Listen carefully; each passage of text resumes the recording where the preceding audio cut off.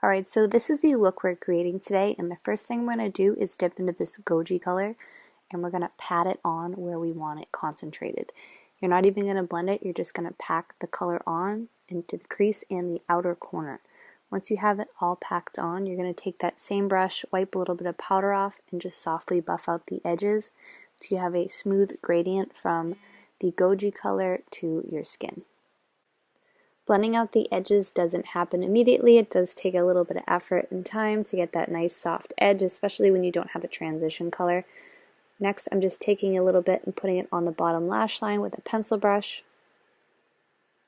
After, I'm dipping into the shade Cabernet and once again packing the color onto the outer corner where I'd like it. And then once packed on, I'm just going to softly buff out the edges into the goji shade till I have a nice smooth transition.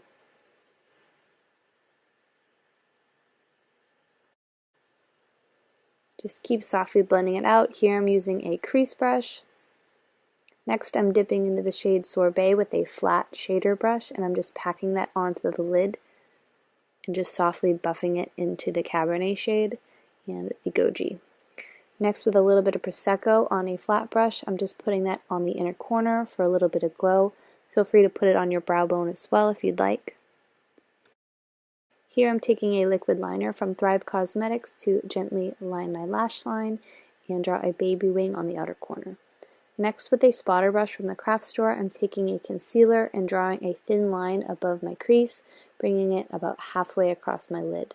If you get up and close to a magnified mirror, it makes it much easier. Next, with Cat Call Glitter from Urban Decay, I'm just drawing a glitter line above that crease line. And that is the finished look. I hope you enjoyed it, and thank you for watching.